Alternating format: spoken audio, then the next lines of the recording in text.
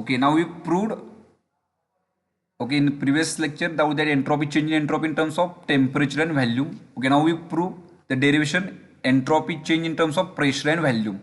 Okay, before deriving this derivation, okay, you first, okay, if they ask in exam, you prove the change in entropy in terms of pressure and volume. Before that, it is necessary to first you prove that the change in entropy in terms of temperature and volume, because I am going to take the reference of this equation while proving this condition in terms of pressure and volume. So you must always, if they ask, see students, if they ask the entropy change in terms of pressure and volume, or either ask the change in entropy in terms of temperature and pressure, for these two derivation, for number 2 and 3, you must first prove the derivation 1 is very important, because I am going to just extend the derivation of that derivation 1 while proving the derivation 2, or either while proving the derivation 3.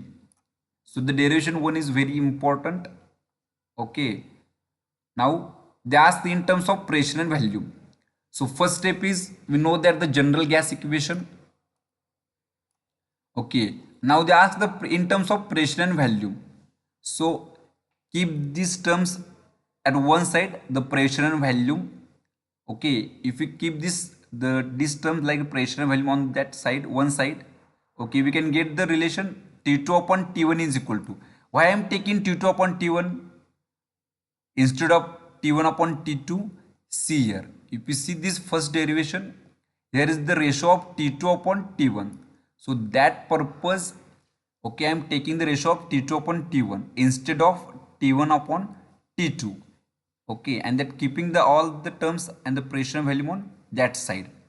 Okay, the now is very simple. Okay, the value of T2 upon T1, we put the equation, that previous derivation we have proved entropy in terms of temperature value. You just put this value here and going to simplify. This is a very simple derivation. Okay, first I write the equation here, and that value of T2 upon T1 you put here. See here, I am going to put the value of T2 upon T1 here, P2 upon P1 into V2 upon V1. Okay, now just going to simplify here. Before simplifying, we also put the value of R here. We know the one relation here, Cp minus Cv is equal to R. Okay, so the value of R we put here. Now see, after simplification, we know that the log in multiplication becomes in plus mCv log to the base c P2 upon P1 plus just multiply the mCv log to the base c V2 upon V1, and that R term is now Cp minus Cv.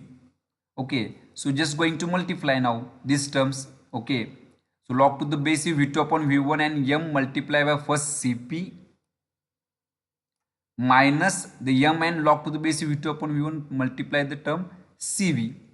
After multiplication, we can get these two terms are cancel each other, plus mCv log to the base c V2 upon V1 minus mCv log to the base c V2 upon V1.